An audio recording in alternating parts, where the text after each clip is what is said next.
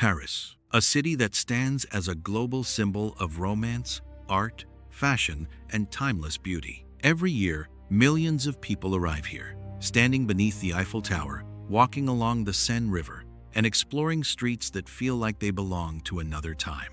But what if everything you see today is only the final layer of a much older story? What if beneath these elegant boulevards, glowing cafes, and historic monuments lies an entire forgotten world? A world where there was no Eiffel Tower, no grand roads, no famous landmarks, only a small island in the middle of a river, surrounded by endless forests. Over 2,000 years ago, long before modern Paris existed, a small Celtic tribe settled along the Seine River. They could never have imagined that their small settlement would one day become one of the most powerful and iconic cities in the world. Tonight, we travel back through time to uncover the hidden story of Paris. About 2,300 years ago, if you had traveled to the place where Paris stands today, you would not have found a city. You would not have seen grand buildings, crowded streets, cafes, bridges, or monuments. Instead, you would have entered a vast wilderness shaped entirely by nature. Dense forests stretched across the land, rivers carved their way through the landscape, and wildlife moved freely through the trees. The Seine River flowed quietly through this untamed world, unaware that one day it would become the heart of one of the most famous cities on Earth. At that moment, there was no Paris, no France, no empire, only nature.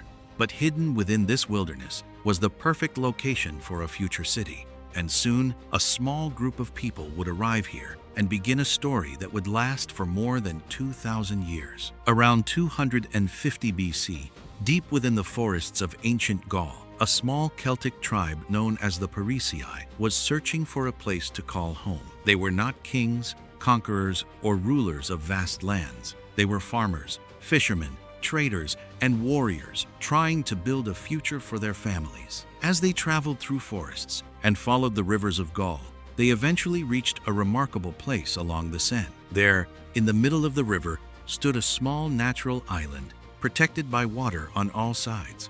To the Parisii, it was more than land. It was safety. It was opportunity. It was a place where trade could flourish and where a community could survive. Without knowing it, these settlers had just taken the first step toward creating what would one day become Paris. The island offered everything the Parisii needed. Fresh water flowed around it.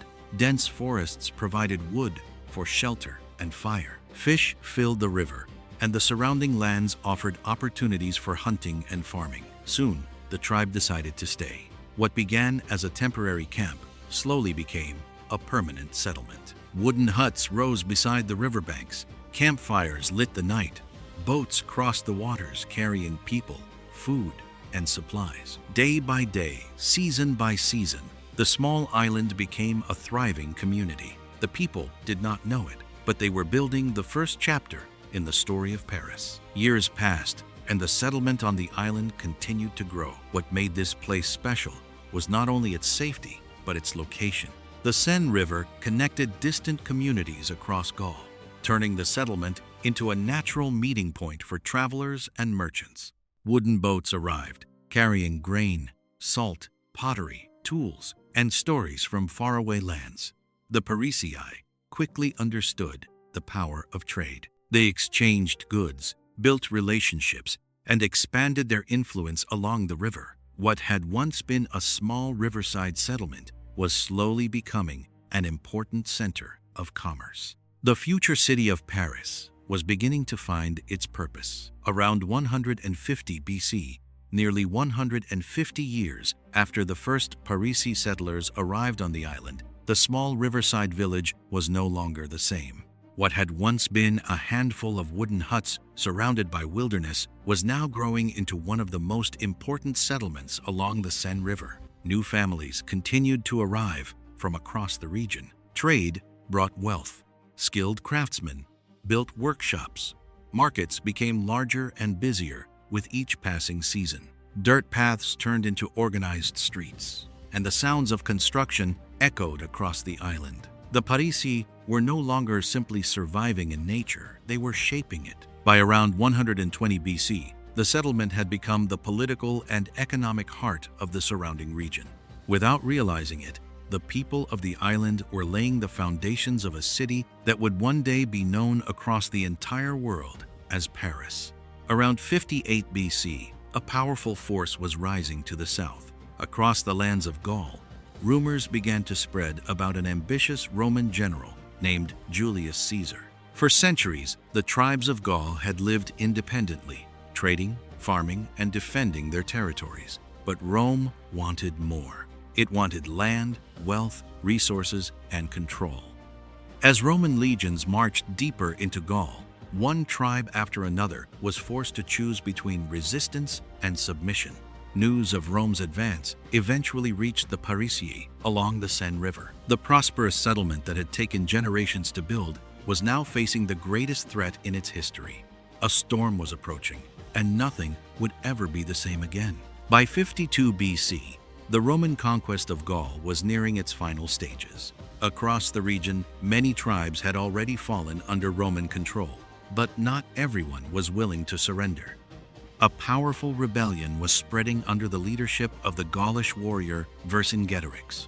The Parisii joined the uprising, choosing resistance over submission. For the first time in their history, the people of the Seine faced an enemy unlike any they had ever known. Roman legions were advancing toward their homeland. The leaders of the Parisii understood the danger. If Rome captured their settlement intact, it would become a valuable Roman stronghold. Faced with an impossible choice, they made a dramatic decision. Rather than allow their city to fall into Roman hands, they would destroy it themselves. As war approached the banks of the Seine, the future of the Parisii hung in the balance. The rebellion had failed. The Parisii had fought bravely, but Rome was now the master of Gaul. Smoke still lingered above the Seine as Roman soldiers entered the ruins of the old settlement. What had once been a Celtic trading community was about to become something entirely different. Rome did not simply conquer lands, it transformed them. Over the following years, Roman engineers, architects, merchants, and officials began reshaping the region. Wooden structures gave way to stone. Dirt paths became organized roads. New bridges connected both sides of the river. Gradually, a new city emerged from the ashes of the old one. The Romans called it Lutetia.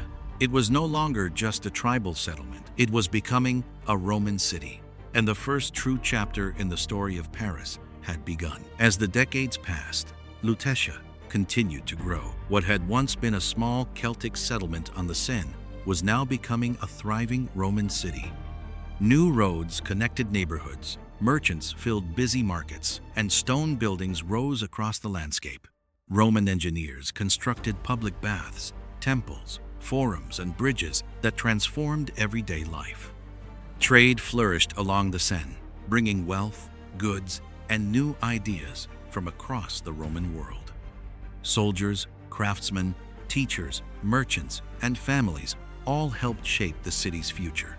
For nearly 2 centuries, Lutetia enjoyed stability, prosperity, and growth.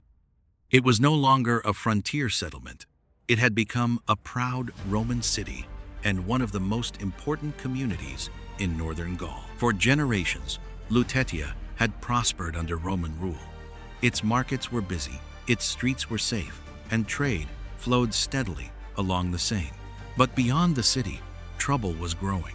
Across the vast Roman Empire, political instability, economic decline, and foreign invasions were creating a dangerous new reality. Emperors rose and fell with alarming speed. Trade routes became less secure. Wealth began to disappear. Even distant cities like Lutetia could feel the effects.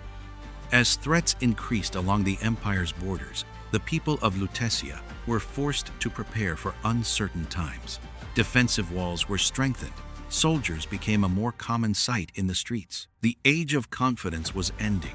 A new era of survival had begun. As the Roman Empire continued to weaken during the 4th and 5th centuries AD, the world around Lutetia began to change forever. The mighty empire that had ruled Western Europe for hundreds of years was losing its grip. Across Gaul, new peoples and new kingdoms were emerging. Among them were the Franks, a powerful Germanic people who would eventually shape the future of France itself. As Roman authority faded, Lutetia became more important as a center of defense and administration. The old Roman city survived, but it was no longer the same world. Gradually, the ancient name Lutetia began to disappear. More and more people started calling the city by the name of the tribe that had first settled here centuries earlier, the Parisii.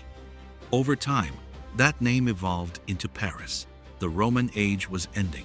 The story of Paris was just beginning. By the late 5th century AD, the Western Roman Empire had largely disappeared from Gaul. In its place, powerful new kingdoms were rising. Among the many Frankish leaders competing for power, one man would change the course of history forever. His name was Clovis.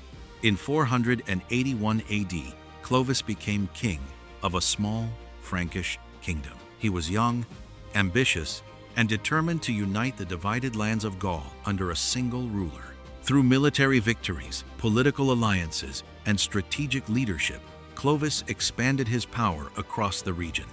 As his kingdom grew, he recognized the importance of the city along the Seine. Paris offered security, trade routes, and a central location from which to govern. Around the beginning of the 6th century, Clovis chose Paris as one of the key centers of his kingdom. For the first time, the city was becoming more than a settlement. It was becoming a capital. A new chapter in the story of Paris had begun. As the 6th century began, Paris was no longer a small riverside settlement. Under the rule of King Clovis and his successors, the city was becoming one of the most important centers in the Frankish kingdom. But another transformation was also taking place. Christianity was spreading across the region, changing the beliefs, culture, and daily lives of the people. Churches began to rise above the city's wooden rooftops. Religious leaders gained influence, and Paris slowly developed into an important spiritual center. Among the figures most remembered from this period was Saint Geneviève, whose courage and faith had inspired the people of Paris generations earlier. Her legacy continued to shape the city's identity. As centuries passed, Paris grew stronger, safer, and more organized. The foundations of medieval Paris were beginning to take shape. By the 9th century AD, Paris had become one of the most important settlements in the Frankish world. Trade along the Seine River brought wealth, people, and opportunity. Merchants arrived from distant regions, markets expanded, and the city continued to grow. But the same river that made Paris prosperous also made it vulnerable. Far to the north, a new threat was rising. The Vikings, skilled sailors, and fearless warriors from Scandinavia were launching raids across Europe. Their longships could travel deep inland through rivers, allowing them to strike towns and cities without warning. As Viking attacks spread across the Frankish kingdom, fear began to grow. Soon, the people of Paris would face one of the greatest challenges in their history. In the autumn of 885 AD, the nightmare finally arrived. A massive Viking fleet sailed up the Seine River toward Paris. Longships filled the water from bank to bank, carrying thousands of warriors eager for plunder. At that time, Paris was still a relatively small city, centered on the island in the river. Yet its bridges and fortifications made it a strategic obstacle that the Vikings could not ignore. The defenders were led by Count Odo, who refused to surrender. When the Vikings demanded passage and tribute, the people of Paris chose resistance. What followed was one of the most famous sieges of the Middle Ages. For months, the city endured attacks, fire, hunger, and fear. The Vikings assaulted the bridges again and again, but the defenders held their ground. Against overwhelming odds, Paris survived. The siege transformed the city's reputation forever. Paris was no longer just a regional center. It had become a symbol of resilience. After surviving the Viking siege, Paris emerged stronger than ever. The city's successful defense had earned respect across the Frankish world. During the 10th and 11th centuries, Paris continued to grow in wealth, influence, and population.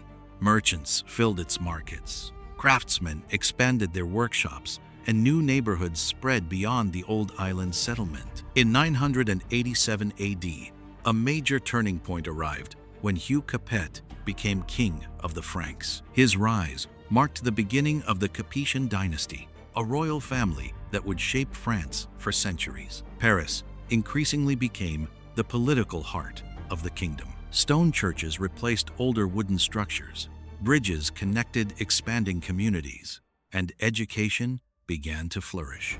The foundations were being laid for a city that would soon become one of the most important centers of medieval Europe. By the 12th century, Paris was no longer known only for its markets, churches, and royal power. It was becoming something even more remarkable, a center of knowledge. Students, scholars, philosophers, and religious thinkers began arriving from across Europe.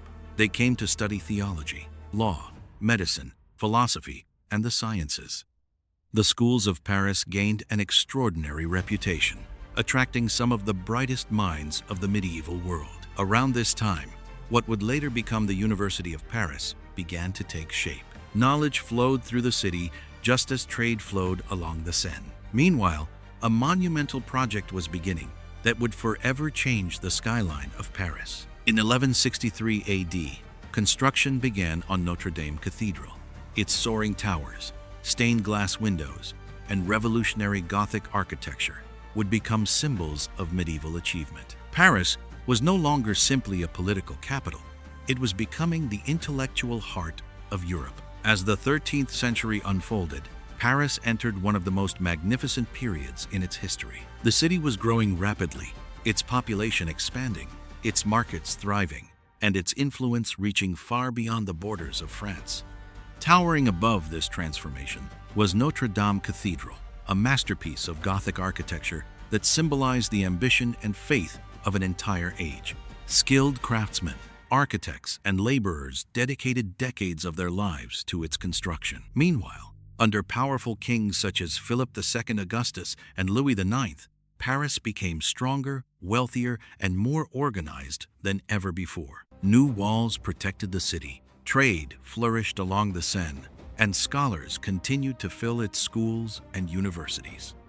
By the end of the century, Paris had become one of the largest, richest, and most influential cities in medieval Europe. It was a city of faith, learning, power, and extraordinary beauty. By the middle of the 14th century, Paris had become one of the largest and most powerful cities in Europe. Its markets were crowded, its churches stood proudly above the skyline, and its population continued to grow. But in 1348 AD, disaster arrived without warning. A deadly plague known as the Black Death swept across Europe, bringing fear, suffering, and death on a scale never seen before. Thousands of people in Paris lost their lives. Streets that had once been full of activity became silent, yet the city's struggles were only beginning. Soon, France and England became locked in a devastating conflict known as the 100 Years' War. Armies marched across the kingdom, political chaos spread, and Paris itself changed hands multiple times. In the darkest years of the war, a young woman named Joan of Arc inspired a nation to fight for its future. Through plague, war, and uncertainty, Paris endured. And when the conflict finally ended in 1453 AD, the city stood battered but unbroken, ready to enter a new age of rebirth and discovery. When the 100 Years' War finally ended in 1453 AD, Paris began to heal. The scars of war remained, but a new spirit was spreading across Europe. It was the Renaissance, an age of art, science, architecture, discovery, and human creativity. Over the next century, Paris transformed once again. New buildings rose across the city. Scholars explored new ideas. Artists created remarkable works. Trade expanded. Wealth returned. And the city grew larger than ever before. Kings invested in grand projects, and Paris slowly became one of Europe's leading cultural centers. The medieval city was evolving into something new, a city that looked toward the future while still carrying the legacy of its ancient past. The foundations of modern Paris were beginning to appear. By the beginning of the 17th century, Paris had become one of Europe's greatest capitals. Powerful kings dreamed of making France the strongest nation on earth. Under Louis XIII, and especially Louis XIV, the kingdom entered an age of extraordinary wealth, magnificent architecture, and royal power. Grand palaces, elegant gardens, stone bridges, and beautiful public squares transformed the landscape. Although King Louis XIV later moved his royal court to the magnificent Palace of Versailles, Paris remained the political, financial, intellectual, and cultural heart of France. Behind its beauty, however, deep inequality was growing. While the nobility lived in luxury, millions of ordinary people struggled with poverty, rising taxes, and hunger. As the 18th century drew to a close, anger spread through the streets of Paris. In 1789 AD, the people would rise, forever changing the history of France and the modern world. The summer of 1789 changed Paris forever. Years of poverty, hunger, rising taxes, and royal inequality finally pushed the people to their limit. On the 14th of July, 1789, thousands of ordinary citizens marched through the streets toward the Bastille fortress, a powerful symbol of the king's authority. What began as a protest quickly became a revolution. The fall of the Bastille echoed across Europe and marked the beginning of a new era. The old monarchy slowly collapsed, and the ideas of liberty, equality, and fraternity inspired millions. Paris became the center of one of the most important revolutions in human history. By the end of the decade, France would never be the same again. And from this revolution, a young military leader named Napoleon Bonaparte was preparing to change Europe forever. By the end of the French Revolution, France had entered a new age. In 1799 AD, a brilliant young military leader named Napoleon Bonaparte rose to power and transformed France into a powerful empire. Over the following decades, Paris continued to grow rapidly. The Industrial Revolution brought railways, factories, gaslighting, and new technology. But the greatest transformation came during the 1850s and 1860s, when Emperor Napoleon III ordered Baron Georges-Eugène Haussmann to completely redesign Paris. Narrow medieval streets disappeared, replaced by wide boulevards, elegant buildings, beautiful parks, and modern infrastructure. Then, in 1887 AD, construction began on a bold new monument, unlike anything the world had ever seen. Many believed it was ugly and demanded it be destroyed before it was even finished. Yet 2 years later, in 1889 AD, the Eiffel Tower opened to the world and soon became the greatest symbol of Paris itself. More than 2,300 years have passed since a small Celtic tribe first settled beside the quiet waters of the Seine. Through Roman rule, medieval kingdoms, revolutions, empires, world wars, and extraordinary innovation, Paris has never stopped changing. Every century left behind a new layer of history. Every generation added something unforgettable. Today, the city welcomes millions of visitors from every corner of the world. Yet beneath its elegant streets and iconic landmarks still lies the memory of the people who began this remarkable journey more than 23 centuries ago. Paris is not simply a city built of stone and steel. It is a living timeline of human civilization, where the past and the present continue to exist together. As the centuries passed, Paris continued to inspire the world. Artists, architects, writers, engineers, and dreamers all left their mark on this extraordinary city. Every bridge crossing the Seine, every boulevard lined with cafes, and every monument rising above the skyline tells a story that began more than 23 centuries ago. Today, millions come not only to admire Paris, but to experience the living history that surrounds them at every step. For more than 8 centuries, one cathedral has stood at the very heart of Paris. It has witnessed the rise and fall of kings, the triumph of emperors, the fury of revolutions, the destruction of wars, and the rebirth of a nation. Even when fire threatened to destroy its future, the spirit of Paris refused to let its greatest symbol disappear. Today, Notre Dame stands once again not only as a masterpiece of Gothic architecture, but as a timeless reminder that history can be damaged, yet never erased. Long before it became the world's most famous museum, the Louvre was built as a fortress to protect medieval Paris.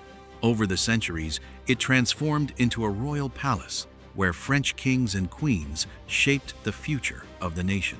After the French Revolution, its gates were open to the people, turning a symbol of royal power into a home for human history, art, and culture. Today, millions of visitors walk through its halls each year, standing before masterpieces that connect civilizations across thousands of years. The Louvre is more than a museum, it is a journey through the story of humanity itself. In 1806 AD, after one of the greatest military victories in French history, Emperor Napoleon Bonaparte ordered the construction of a monument unlike anything Paris had ever seen. It was built to honor the courage, sacrifice, and determination of the French people. Decades later, the Arc de Triomphe became more than a victory monument.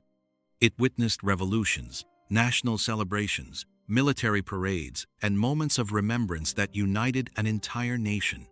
Beneath its massive stone arch now rests the tomb of the unknown soldier, where an eternal flame continues to burn as a tribute to those who gave everything for France. Today, the Arc de Triomphe stands proudly at the center of Paris, reminding the world that history is remembered not only through victories, but through sacrifice. In 1887 AD, on an open field beside the Seine River, construction began on a tower, unlike anything the world had ever seen. Designed by engineer Gustave Eiffel for the 1889 World's Fair, many artists and intellectuals believed the giant iron structure would ruin the beauty of Paris forever. Newspapers criticized it, and thousands signed petitions demanding that construction stop. But the work continued. More than 18,000 iron pieces were assembled with over 2.5 million rivets, creating the tallest man-made structure on Earth at that time. What was once called an ugly experiment slowly became the unmistakable face of Paris. Today, the Eiffel Tower welcomes millions of visitors every year and stands as one of the most recognized landmarks on our planet, a reminder that the world's greatest symbols often begin as impossible dreams. More than 23 centuries ago, this place was nothing more than a quiet island surrounded by forests and the gentle waters of the Seine. No monuments stood here. No grand boulevards crossed the land. No Eiffel Tower touched the sky. Only a small Celtic tribe called the Parisi believed this island could become their home. They could never have imagined that their simple settlement would one day grow into one of the most influential cities in human history. Through Roman rule, medieval kingdoms, revolutions, empires, scientific discoveries, world wars, and remarkable innovation, Paris never stopped evolving. Every generation left behind a new chapter, and every century shaped the city we see today. Paris is more than beautiful architecture. It is a living story of courage, resilience, creativity, and human ambition. The next time you see the Eiffel Tower or walk beside the Seine, remember that every stone beneath your feet carries the footsteps of more than 2,000 years of history. If you enjoyed discovering the incredible journey of Paris, don't forget to subscribe for more cinematic history documentaries. Every city has a story, every monument has a past, and every civilization leaves behind a legacy worth remembering. Tell us in the comments which city you'd like to explore next. Until then, thank you for watching, and we'll see you in the next journey through history.